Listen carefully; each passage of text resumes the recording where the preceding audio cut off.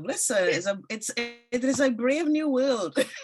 I have learned so much since the pandemic, which we will get to and Oh talk boy, about. Let's see. So the before times. that is exactly what I called it. Yep. So Times. okay, so it looks like people are getting in and Hi. panelists are open and we are set. And then I see people in the chat. Yes, they can hear us. Wow. Perfect. Okay, so first off, I want Oh, hold to. on. Do I have to say anything in the chat? I don't know. Oh no, Am you don't I? have to. Okay. They cannot. But if you Hi, want to people leave in it the up and chat. look, you can. It's totally up to you. What we will do as we're going through, for those of you who are new, let me give you a quick rundown. We typically what we do the first few minutes, you can listen along, and we just do some kind of broad overview things. And then as we get a little further into it, here there'll be spoilers. And so if you start to get to that point and you haven't finished it, no judgment. There are no rules on book club. You can read it whenever you want. And so you can just pause it. We'll send you the YouTube link later on.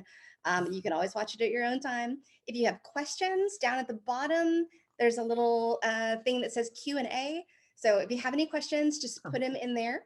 And then in the end, we'll get to all those questions if I don't already ask them. From the beginning, you can feel free to use the chat. And let's see, I think this month's books have gone out. I'm sure they have. Maybe, I don't know. Have you received them? I'm trying to think. I think they went out. What is it? I think it's Keiki by Vaishnavi Patel. Um, oh, it's so good, y'all. Oh, you're gonna love it. Yep, someone says they've shipped. Okay, good. Yay, yay. Okay, yes. And they're lovely. And as a matter of fact, I have Oh all yeah, of let my, me see. I have I don't all think of I my have that on my radar. Let me have a oh, look. it's so good. Oh, I Um, like the cover. so good. It's very similar to like Circe. I don't know if I'm saying that right, or Or Ariane. Cersei. I'm Circe. never I don't sure think either. I am the person who reads but doesn't know how to pronounce anything. So yeah, and like witch is Yep. hard and that. So this is about the vilified mythological queen from the famous Indian epic, and it's so good. It is big. Oh, I will pre-warn you, but it reads fast. nice. Okay. Oh, Making a note of that. it is so good. Thank you. And people are saying they got it. Yay! Okay, good. Let's see. So today we are going to talk about the absolutely amazing book When We Were Birds, which, oh my goodness, you guys know this. See, I have the proof copy, so it's like a paperback. When I see hard copies, I'm like, oh look, yours is prettier. Oh, we're gonna get you one. Yeah, exactly. Well, we have a bunch at the store. I was like, I want to wait, make sure everybody gets theirs first before I Right. pick one. Don't worry, I got you. Yes. So the I read a ton of books trying to find. I usually read about a dozen each month of new upcoming books. This was one of those books. As soon as I read it, I was like, I don't have to read any more books for this month. I can skip to next, because this book was everything that I needed to read, from the magical realism to the alternate Trinidad, to the ideas of death and mourning and ghosts and fate and love and the complicated characters. And I have so many questions for you. Oh, good. But before I start, we have the same questions that we ask every single author, just to break the ice. The first is, where would you be 2 weeks into the zombie apocalypse? Ooh, 2 weeks. Okay, have I been pre-warned about the zombie apocalypse, or is this like it just You were warned about happens? it happened 2 weeks ago. Things are starting to fully collapse. You're seeing zombies, but you didn't know it was going to happen. You had no I pre-warning. didn't know it was going to happen, but it's 2 weeks in.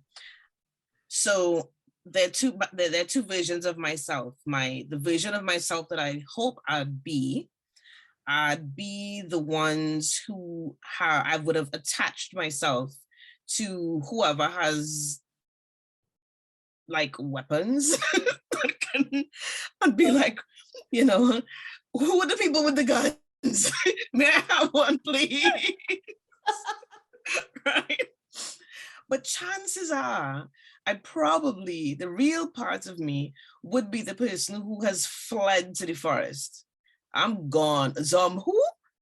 Nope, nope, not me. No, ma'am. Because I cannot run.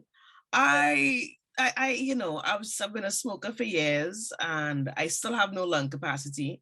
I'm not trying to outrun anything, neither zombies nor the other people who are trying to steal things to survive from the I'm not doing it. I'm heading for the hills. Love it. The first one, I'm out. Love it. What is your favorite word? My favorite word. Oh my gosh. It's okay if you don't have one. No, the first thing that came into my mind was the word lovely. That is one of my favorite words. I actually I have like a thesaurus set on my computer because I use lovely too much. This is why I said, oh no, that's such a common word. I should have a better word, but I think it's lovely. It is, and it has like a beautiful flow to The it, sound and of it means so much. Yeah. Love it. Yeah, let's go with that. What is a book you think more people should read? Ooh, okay. I've talked about this book several times, and it is a book by a Trinidadian American author called Lauren Francis Sharma. It's called The Book of the Little Axe, and it came out, I believe, it was one of those pandemic books that kind of came out and should have had the big tour and the big, I don't know how come I mentioned it and people aren't going, oh yeah, that book. I think it got a little bit lost in the pandemic, but it is beautiful. It's an incredible feat of historical fiction. For a lot of Caribbean novels, I think the trajectory of that immigrant story is, move from the Caribbean and you go to London or East Coast, New York, whatever. This is a totally different direction. This is a Trinidad in the late 1700s, just before, on the cusp of being a Spanish colony to being a British colony. And it traces this free Black family, and the youngest daughter actually ends up in Montana, in the US, totally, not the normal immigrant trajectory at all. Living with a First Peoples community, and she's married into this culture. And, it's just the way her life has taken her in a totally different direction than would be expected. So it's fur trappers and, it's that whole very, very kind of interesting period in American history. And I just thought it was beautiful. It's beautifully written.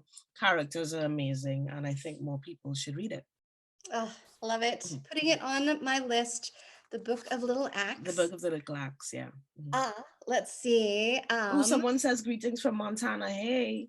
Aw, we're from all over. Let's see. And how do you like your eggs? Sunny side. Awesome. And our last normal question is, will you be my friend?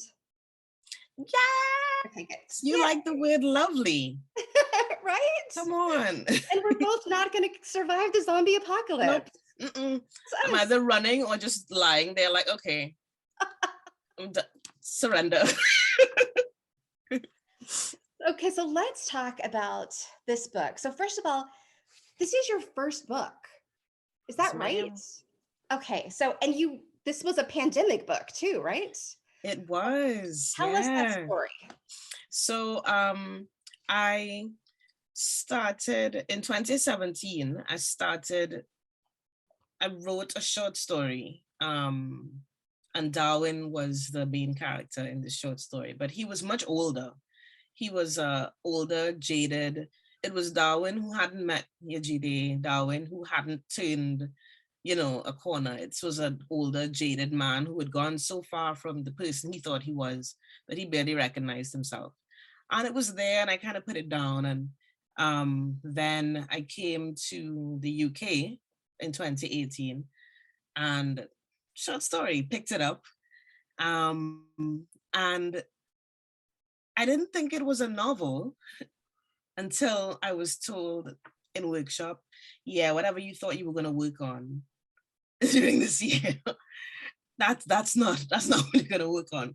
This is the book. This is the book. So I had actually been writing it before the pandemic, but what happened was that when the pandemic hit was when I began to seriously kind of work with my agents, sort of, let's finish this book, because I was taking my time, figuring it out, writing, rewriting. And I think the pandemic just kind of gave me that space of being incredibly terrified and incredibly isolated. And I think the terror of, my God, suppose, am I going to die from this illness and not done one goddamn single thing with my time? It's a sad thing to think about, but it's like, is this it? Is this the way it ends? And I just haven't even finished this bloody book, and I sort of got to it and finished the book. So in the middle of the height of, it was 2020 July, was when we sent it out to publishers, and we had that. It was in that time when people were still figuring out how to work from home. What do I do with my children? Homeschool, what? No one knew what was going on. And, my agent said, it's okay.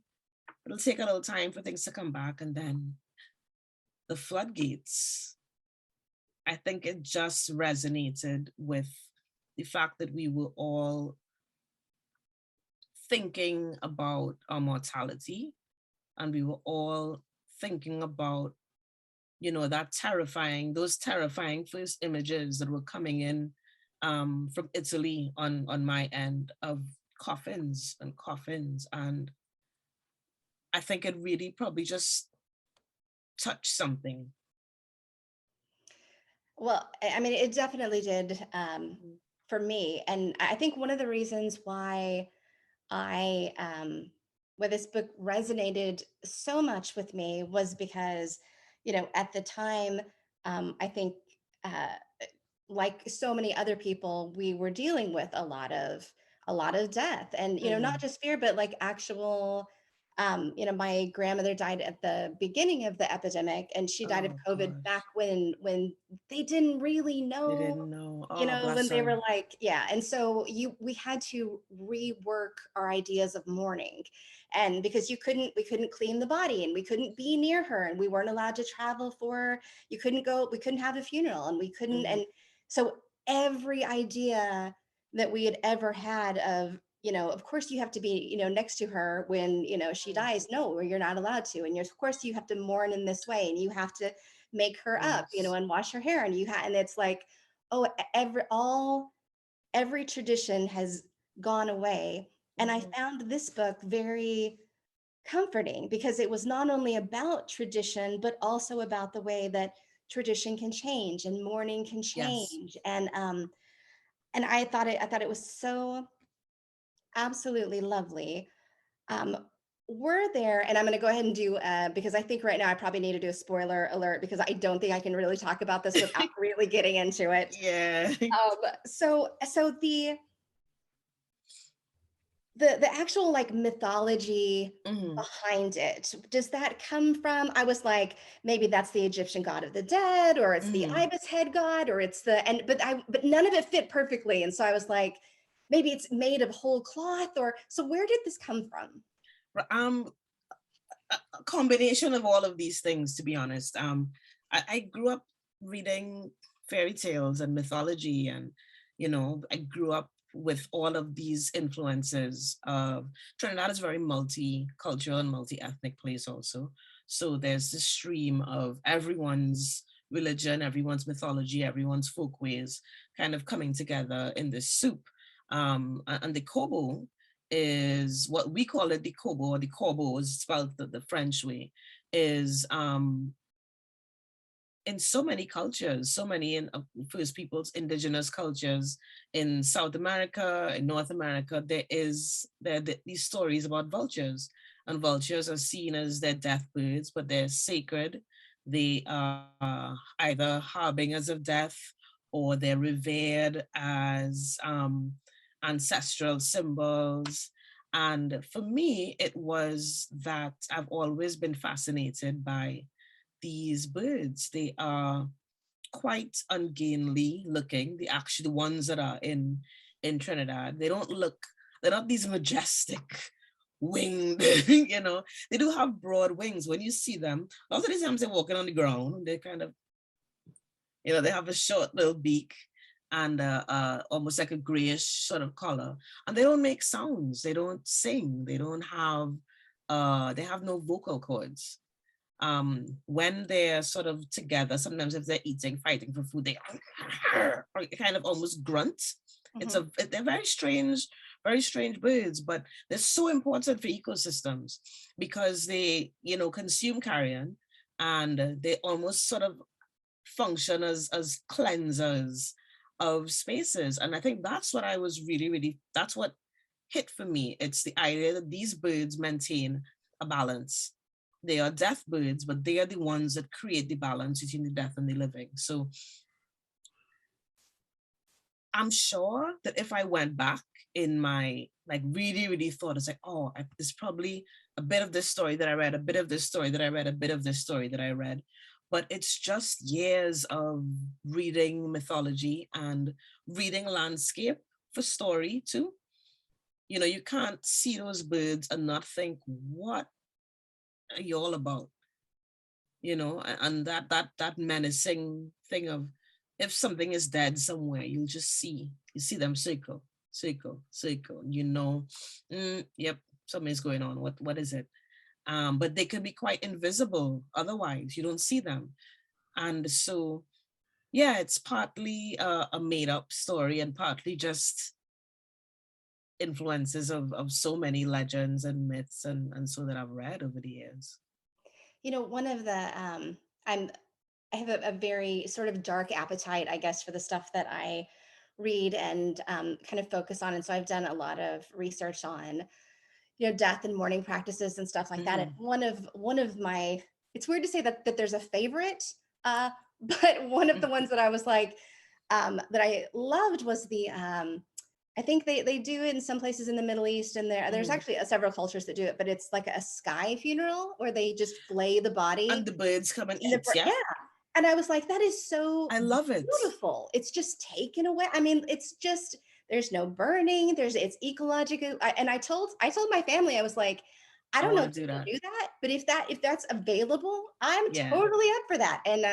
And they were like, yeah, but then what about the one that like grabs your skull and takes off and drops it somewhere? And that's going to be a bad kid's birthday, and your human skull drops down there and you're like, oh, sorry. Your family knows you so well. They know that would be the thing. Yep. Yeah. So, so I loved that. I loved the idea of mourning rituals and the idea of the corpo. It's interesting because we have tons of, vultures and buzzards and stuff here in Texas, but they're a very different kind. I mean, similar. But but they look different, like all the different ones. They have a, Yeah, and ours are loud. Ours are, you can hear them, and it's So one of the things that I wanted to ask you is, I got an idea of what all of the different women in this ancestral line of like what it was that they were doing, but I never completely got it. Like, are they helping the dead to the afterworld? Are they providing comfort, or are they just saying, I see you, I see the violence and the guilt and the love and you still exist? Like, it's almost the way I envisioned it is, if you think of how energies work, right? It's the idea that these energies no longer attached to our body, right? And does that energy then dissipate into nothing and so on? In the worldview of the novel, no, they still exist as themselves, but they have to be tethered to something. And it's almost as though these women, their very bodies, their very essences are able to hold them, hold and acknowledge and keep. And especially for a new death or a new soul that departs, energetically, something has to be able to say, yes, you're here. It's fine. It's all good. Here. You stay here. It's grave. It's yours. It's all good. And none of this happens with, in a different kind of novel, in a more fantasy novel, I think, you would go to town and you would sort of see how that process actually works. You would see, I mean, if I was writing a different novel, kind of like, oh my God, I would want to see, or reading a different novel, I'd want to see the process of how that actually takes place. But I envisioned it as a sonic sound feeling. Yeah, okay, come, okay, stay, okay.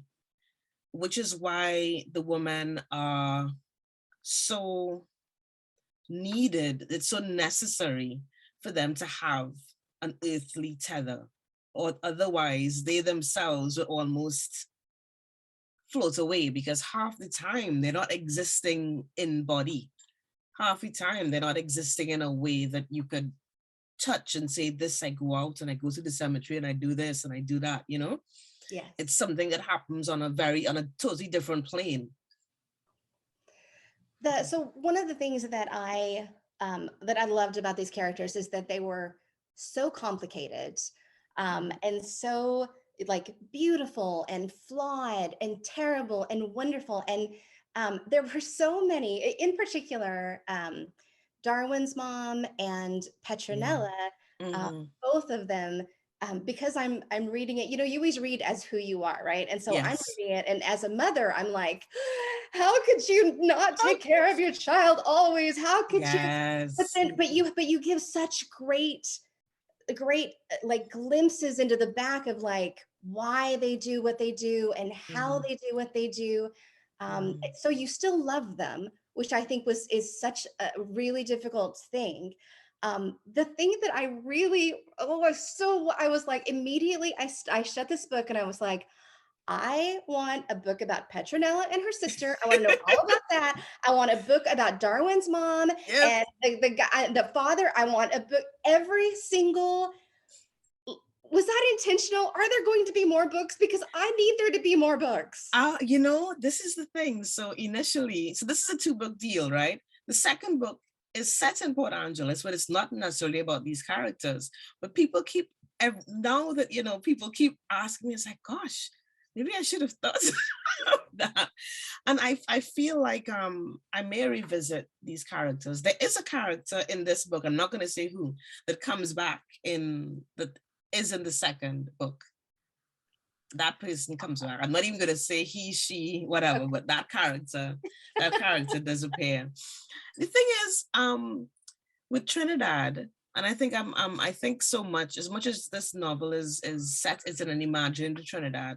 Everybody have main character energy. You're walking down cities, you're walking down the streets in Port of Spain, the vendors, the people selling newspapers, the taxi driver blowing his horn. None of these people, as is nobody thinks of themselves as a peripheral character in anything. Everybody is a main character. And I think that I really wanted a reader to feel like, ooh, I've just come in at a glance into someone's whole life. And the fact that I'm only seeing them for this amount of time doesn't matter. I'm totally convinced that this person has a whole deep life that I have not seen, that they continue living when I've turned the page on them. And so I'm so glad that that happened, because I really thought a lot about, okay, who are these people? And especially even the ones, even more so the ones that are not living. Exactly. Yeah. Spoilers, no spoilers, I'm not sure, but yeah, that's as much as I'm gonna say. I think it's fine to do. I think it's fine to do spoilers. One of my favorite characters actually was the house.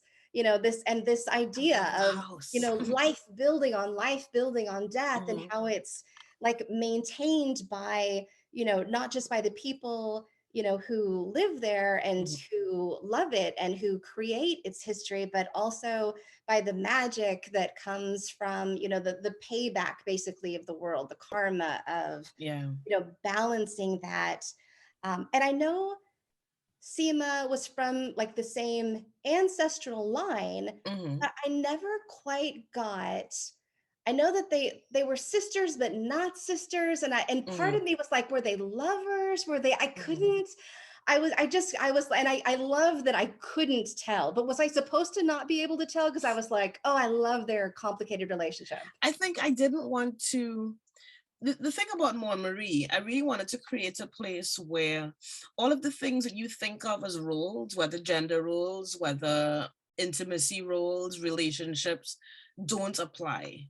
So there is an heir who is the boss, quote unquote, but the but does not own this house. This house is owned by everyone. So I wanted to upend the whole idea of property and ownership. So the only inheritance is spectral, is spiritual. It is not a physical inheritance at all. Nobody can kick nobody out of that house. Everybody owns the house.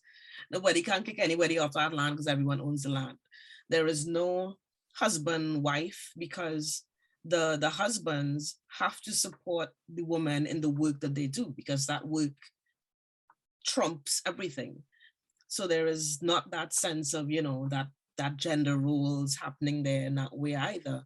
And similarly with Yejide and Seema, I think that these are two young women who grew up as girls in a very cloistered space. They are sisters because they grew up together, and they are sisters in the way that two young girls growing up together are sisters. They are lovers in the way the two young women who have sex lives and are expressing their sexuality express that. They are bound to each other in ways that have nothing. I mean, it's not like if they would have sat down and said, so where is this a relationship? Where is this going? Are we dating? It's not Tinder. So I think I did want it to be deliberately ambiguous. For some people who read it, was like, oh my God, it was so clear to me. I never doubted. And some people actually felt very, very strongly like, but what about Seema? What about Seema? You've done her dirty. And then some totally didn't think about their relationship in that way at all. And I think I wanted to just leave it sort of open because what was important was that they're bonded by something that is not all of the things that we think binds us together, whether it's romantic love, whether it's sexual love, whether it's biological family, whatever it is, they're bound by something else entirely. Yes. Mhm. So one of the parts that I really adored was when Petronella on the deathbed and the windows were open and the rain was coming in, which is such a beautiful scene. And I mean, you could just like I could hear it and feel it, and it's so Mhm. beautifully written. But it reminded me a lot of the idea of, in some cultures where you have to have the window open when somebody dies or their soul can't escape. Mhm. And so I loved all of those little, like, I'm not sure if it was intentional or not, but Mhm. every single time I would be like, oh, this reminds me of the This Celtic, reminds me. and this, and I Mhm. love the idea that even though we are all so different, Mhm. there's so much connection at the same time. And one of the things that you talk about a lot in this book is, ghosts, and Mhm. what do we owe the dead, which I think is such Mhm. an interesting topic. So in your opinion, what do Mhm. we owe the dead? Everything. And I say that unequivocally. My so the this book and the second book in a lot of ways. Um, 3 years, 2013, 2014, 2015. I lost my mom, my dad, my grandmother. Wow. Right, so it's really, really close together. And even before that, my grandmother, when we were growing up, talked about her mother and talked about her grandmother. So I think we really grew up with this idea of lineage. I think my grandmother was mythologizing our family unintentionally in the way she talked about how they grew up. And, she would talk about her grandmother. I've never seen a picture of her. I've never seen, and I know her. I know Gamma. There's I know her. You know what I mean?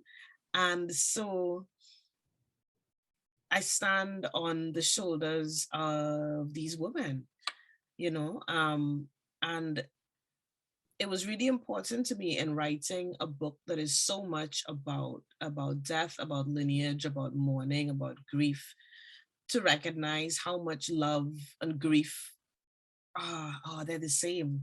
They're the same thing. We love because we grieve.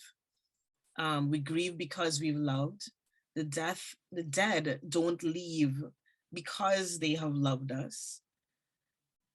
So I think in so many ways, for me personally, and just my belief system and my sense of self as my belief system is African indigenous religion. So I don't know how to conceptualize self and without ancestors. I don't know how that works otherwise, you know. And for one of the things of that early creation story that begins this novel sort of harkens to is that we live on stolen, borrowed land. We live in capture land. And so, and this is no matter where we are in the world, whether this is land that was stolen under colonial terms, under empire, whether this is just,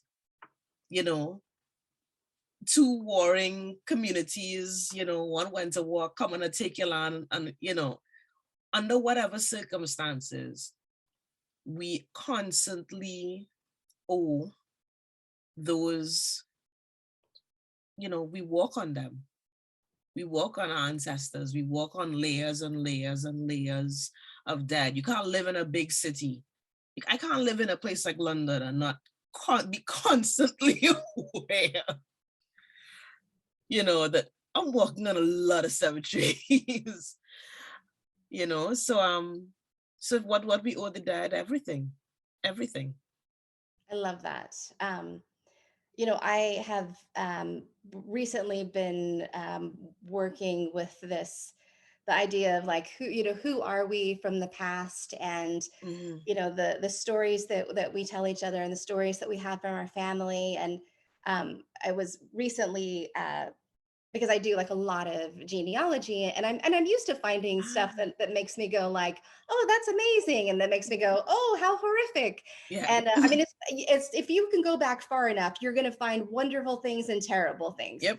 And I recently found my great grandfather, and had been told that he died because he got kicked in the head by a mule. And it turns out he was still alive and had just horrifically abused our family members and was in Wow. prison for a really long time, and then just pretended to be dead. And for a long time, I was like, "Oh, that's in me." And then I was like, Yeah. "You know what? That story is in me. I get to learn from that and Yep. say." I get to not be that. I have to recognize that, yeah, that really horrific Yep. person did that to my family, and that super sucks.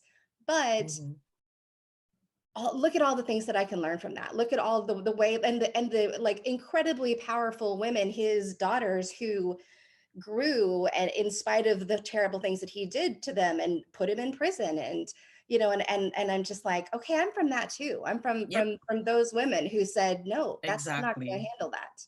Mm-hmm. So And I think it's an important balance, because even in the case of, I'm looking at we all have horrors and even if it's not even large scale horrors, just people who are assholes. Yeah, Like just we all have a normal struggle. Yeah. everyday run of the mill dicks Oh, in our lineage. And sometimes I actually wonder, there are times that I kind of say, yeah, I need some of that asshole energy today. I'm going into the bank or I'm going into whatever, and I'm gonna have to ramful somebody over something. Need some asshole energy. Need it. Need that. You know what I mean? So yes. there's gonna be something about that ancestor that is not a nice person that you can draw on at Exactly. times when you need it. In the zombie apocalypse, for instance, because I'm sure there is somebody who's gonna be like, me, I'm the one who has the weapons. I've been stockpiling them for years. I planned for this apocalypse. Make friends with that person. That's Exactly. right. Exactly. Um, so this was one of the first books that really took me into the Rastafarian religion. And you know, I knew a little bit, but not a whole lot. And actually, it made me go, you know, further and you know to kind Mhm, of look it up and what's the difference between you know a Nazarite and what's the difference. And were you mhm, afraid of? I mean, that's a really big sort of that is a big religion of like mhm, you know wonderful things and not so wonderful mhm, things and they're all there's so many different sort of branches that do things in different ways. Were mhm. you afraid of tackling that?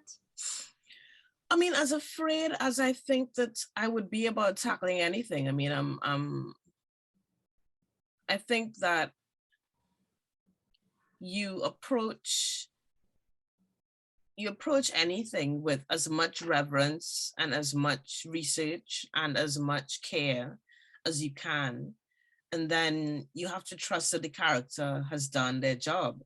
You know, if I were, for instance, if I were writing about Christianity, in the mainstream Christianity, nobody would probably say, "Oh, you didn't get that part right," because there is a sense of, okay, there are enough differences and enough ways that people worship individually, where they're not necessarily following every single tenet of the Bible, you know, word for word. You know, everybody has a kind of individual sort of trod, you know, but because Rastafari is um I didn't even say a religion, I'd say a way of life and a way of sort of approaching self and dealing with history in the world that is not considered mainstream. Anyone writing about it, you have to be the representative. You have to be the one that gets everything correct. You have to be the one that does everything right. You have to be the one. It's like writing about Trinidad, you know.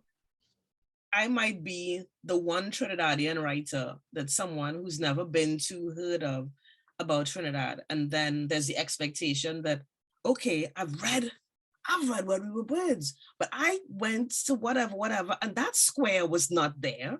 That's not how that is. That's not actually, you know, which is, there's a point where we kind of have to say, you know what, this is a book. This is a Yeah. book, and this is a character who believes in a particular way, who um lives as a Nazarite by this particular way that I've set out. Doesn't mean that every single, for instance, you know, my I've never seen my uncles at funerals. They would have not gone, they would not go. But that's not the case for everyone. You know what I mean? So I think, you know, I guess as I said in the beginning, you have to approach things with as much reverence and as much care as you can. And after that, say, well, boy, my back broad, beat me if you want. Yeah. You know what I mean? And I think that's parts of the conversation that I think people don't like to kind of acknowledge. If, you know, and that's where the whole cultural appropriation and all these uncomfortable topics come up, is that no one's saying you can't write something. But if you get if it's not done in a way that people feel good about, then take your licks and come again. What you can do? You can't unwrite the book. You know what I mean? You Yes. can't unwrite it. Uh-huh. So just be open to say, my bad, or no, actually, you're wrong. Whichever. Well, I thought Mhm. it was beautifully written. And one of the things that I judge a book on is if Mm. it makes me go to Google at least 4 times, and this did, which is Look exactly things what I up. want. Oh. So every time I would go on these, like, I would be like, wait, hang on a second, what Hmm. is this, and what is that, Yep. and how does this, and like, it's Hmm. even to the point. I think I probably Googled maybe 4 or 5 things, um, where, and it's so interesting because I'm like, oh, this is like this is like a smaller sort of book. And I'm like, but it took me a while because there was so much to learn, which is so fabulous. All these little rabbit holes. And one of my Yeah. best friends is from Trinidad, or was until she was 12 when she Mm. moved. And so every once in a while I would be like, okay, this sentence, and she would be like, Is that this is what this means. And okay? it's like, there were only just a couple. What was I actually, I still have it on my text. Mm. Let's see. Ting does done. Ting does dead in this heat, and she's like, things die in this heat, and I was like, Yeah. oh, fucking, of Oh, got course, it. of course. She's like, okay, I guess I'm bilingual. How did you not get that? Yep. Whatever. So I was like, okay, yes, no, you're right. It's such a Um, wonderful thing. Just to, I think that people can read a book in a language, in a version or in a range of English that is not the range that they're used to, and say, okay, I didn't get that, but that's all right, I'll keep going, and I can get the I context. get it. you Yes. know I remember saying to somebody, I didn't know when you were small and you read Wuthering Heights. I didn't know what the moors were. The moor was a moor. Oh, it's okay. I figured it's a big field. There's so many things that you read, and you just sort of, can you imagine the first time someone said something about skiing, and imagine you're like, what, how do you mean you just go down the mountain with sticks? There's no way to get what that is until you actually see someone doing it. But you ain't gonna stop reading the whole book because you didn't understand one image. You just figure, okay, don't know that, move on, come back. Exactly, Mm-hmm. exactly. So the language Mm-hmm. that you use in this book is so beautiful, and it is this, like, rhythmic flowing prose that it was so comforting to me.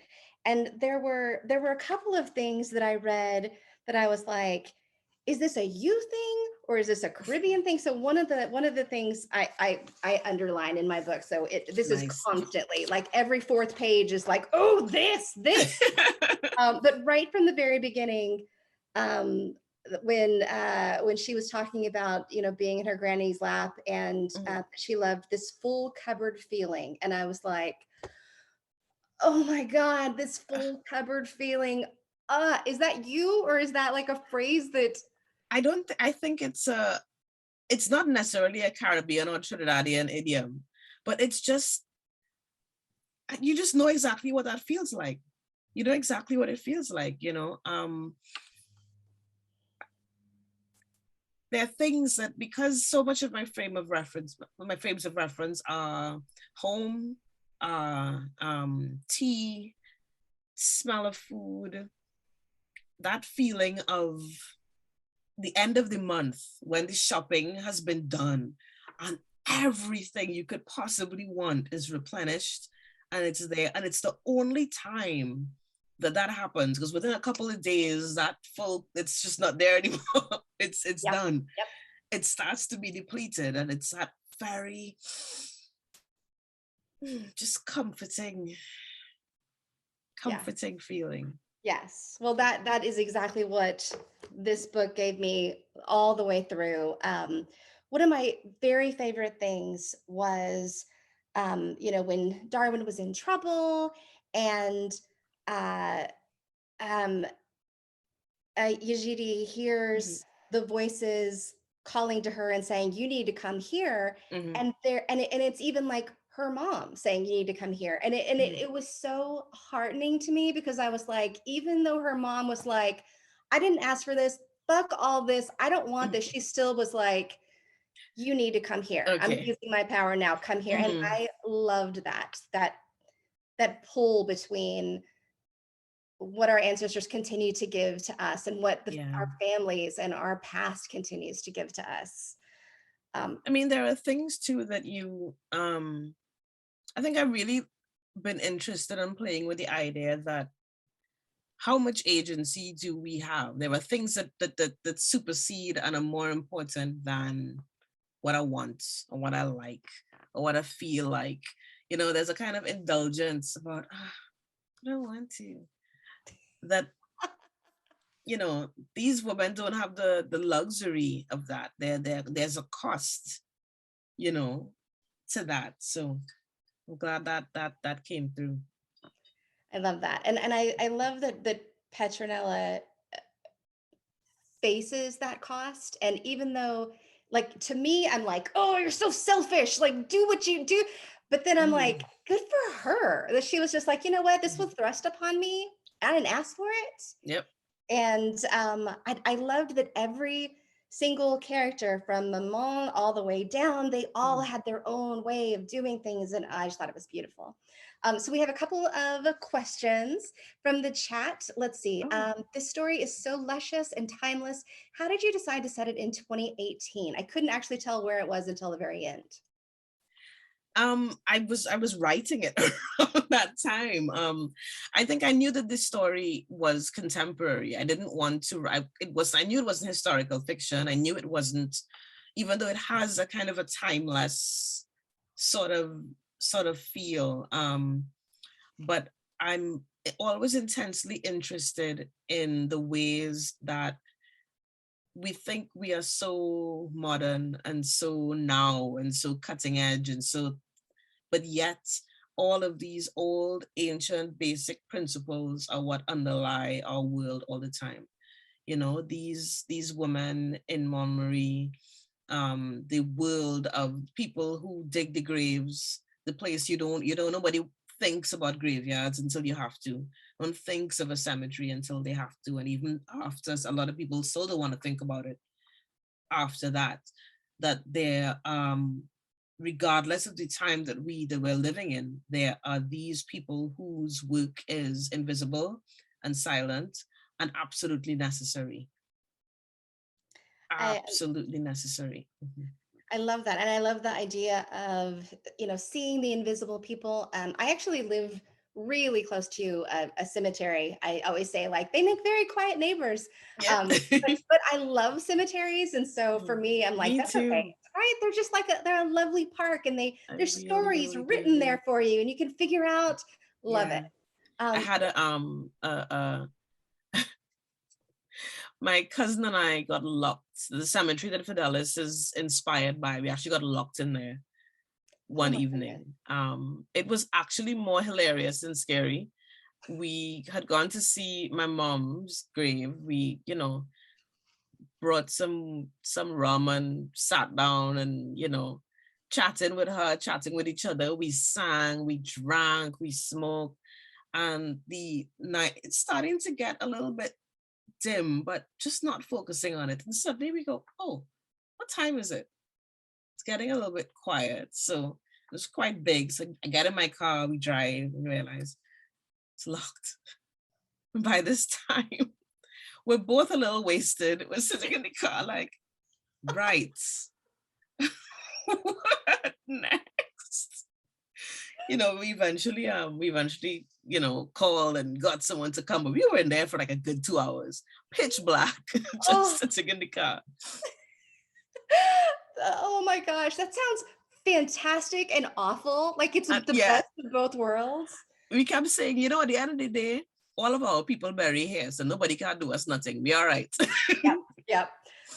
I go to the cemetery a lot at night, especially because with COVID, there's nobody there, so you can Exactly. walk and and Mhm. I'll go later in the evening, and I very often I'll see lights. And I'm always like, oh, what's going on over What's that? there? Why? And it's really late at night, and finally I just was like, I gotta go check it out. Like I gotta see is Have this to. ghost? Mhm. Yeah, well, something's Mhm. happening. And it was all the grave diggers. They work at night because they want to It's have it done so that you wake in the yeah. morning. And I thought it was so fascinating that they're, Mm-hmm. I mean, like, it's almost like they're invisible. They do this amazing invisible job, but Mm-hmm. their worth is so important, and but you just don't think about it Don't until think about you it. need Yeah. it. And that's, yeah. Mm-hmm. Let's see. Prim asked, I love how the dead were so active in the book. They helped the house stay erect. They came to take care of Errol in the end. I felt like it was the women who had the ability to feel the dead themselves, that made all the things right in the end. Could you speak to the character of the dead? Were they, like the house, an additional character in the book? Absolutely. I spoke a little bit earlier about how, the idea of ancestors, the idea of not just our personal ancestors, but our collective ancestors are such an important part of how I live my life and how I conceptualize purpose and time and all of that. So I think the idea of the dead being a collective character, this is the force that actually is the real force, right? This is, the women are conduits. This is the real force this is the real power. It's the source of their power. It is the source of their balance. It's the way everything it's the way everything is balanced in the book. So yeah, I definitely would agree that they are an additional character. And it was important for me that the dad had the last word, Yeah. especially because we think I think in a lot of ways, a lot of the approaches to this book and just because of how my personal tragedies sort of influenced my thought process about it, we're thinking about the dead that we know and we love and we cherish. But I think what was also kind of driving a lot was the unnamed dead, the unknown dead, the people who were never found, the people who nobody even knows what happens to them, the old dead, the enslaved dead, and there is a collective rage and sadness and desire that has to go somewhere. Where is it gonna go? And so it's no wonder that people, so many people write ghost stories and the stories of hauntings is because we know that this energy has to go somewhere. I can't always leave. I people say this all the time. I smelled my dad for years. I just feel like, oh, daddy around today, boy. And it wasn't a fearful thing. It was just, and it would be different smells. It depending on maybe how I was feeling or how the energy was. Sometimes it would be him older and unwell.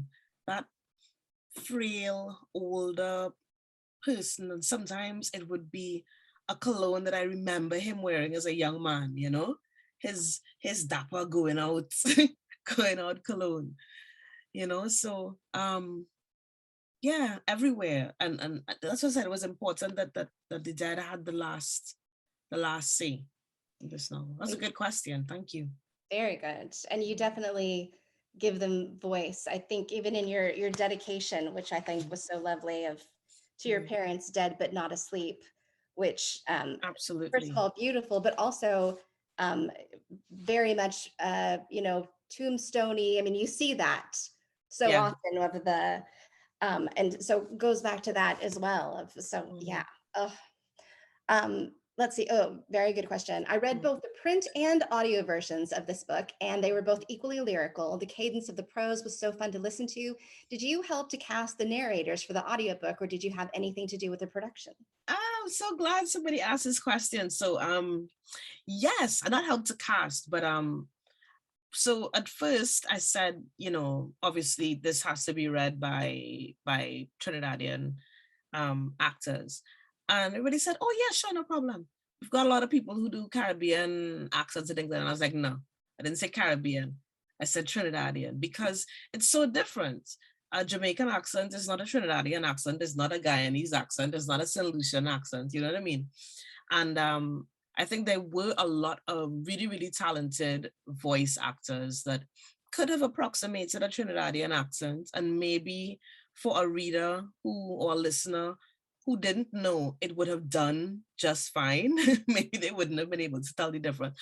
But I know my people, and we would know Trinidadians, because I think it's a hard accent to imitate, and you always know if somebody isn't doing it right or somebody hasn't. So then I said, could we cast in Trinidad? And they said, yeah. Are there studios? Is that something we could do? I said, yep, whole drama school, whole studio sorted. So Penguin Random House, they said, yep, they got in touch with UTT, the University of Trinidad and Tobago's drama program, and they sent samples. They did the casting. We were able to listen and came to a consensus, and I was so thrilled to be able to have two Trinidadians doing the voices of Darwin and Yejide. Darwin's part is read by Wendell Manwaran, who is a real seasoned, veteran, experienced actor in Trinidad. And, you know, we say he's the voice of the nation. That voice, it's perfect voice. And Yejide's character is read by Sydney Darius, who is a newer actress. Let me still say actress, a newer actor Yeah. in Trinidad. And I was really glad to have two voices from two different spectrums in their careers. And I think they just did such a great job. And I really want to thank Penguin for listening to me and saying, you know, if this is what you want to do, let's make it happen. Because I know that doesn't always happen. It really doesn't always happen. It doesn't. Yeah, but good for you for saying this is the way that it needs to happen. And yeah, especially if we have the expertise, we have the ability to do it. I mean, we've run corporations over Zoom for 2 years. You tell me you can't read an audiobook exactly from another country. I recorded my audiobook in a closet in my house. Exactly. There we go. Okay. And I was going to close with what are you going to do next? But I already am going to tell you, you got to finish this. I know you're doing a sort of a sequel, but it's not really a sequel, but one of the, yeah. I'm so excited about that. Then I also want another book about the twins. And I'm just going to put it out there. But what should we look for next for you? So the book that I'm currently trying to finish, as I said, I won't tell you which character reoccurs, but it's set in Port Angeles also, and it still has that I guess a similar sort of mood of a space that is spiritual as well as physical. Basically, a young woman comes home to sell her family home. She's found out, you know, this is the home she grew up in when she was young, and she's come to sell this house thinking that she's not lived in Trinidad for however many years, and she's going back to where she lives and think she's going to be there for a couple of weeks to just sort out affairs, and the house refuses to be sold. That sounds fascinating. Yeah, it's all I'm going to say. Oh my gosh. The house refuses to be sold. I am completely in, and I cannot wait to read it. Yeah. Thank you so much for being here. And of course, because remember, there's a house in this and there's a house in this one, so do with that what you will. I know. I'm like, maybe the house is the character. Who knows? Do with that what you will. Oh my gosh, this is the best cliffhanger to end on. Oh, this was so much fun. Thank you so much for joining us. This was fantastic. Thank you for my absolute pleasure. This was wonderful. Thank you. And thank you for writing this. So much. I cannot wait for the next one. Keep doing amazing work because it makes a difference. Thank you so much to everyone who came on and stayed and asked such great questions. And thank you for reading the book. Oh, so good. It's so absolutely fantastic. And I'm seeing everybody in the chat going, yes, thank you, thank you, thank you. So yeah, the best. We Ooh, will get someone you. said something. It's like, oh yeah, she's got it. She's thinking about it. Yeah, Your well, readers are too smart. Y'all very are too smart. interesting. Yep. We got a good guest, Lindsay. Good job, Lindsay. I love it. I love it. Thank you so much. Thank you to everybody. Oh, and thank you, Vicky, for running this all behind Thank the you, scenes. Vicky. Yes. Thanks, everybody. See y'all later. Bye.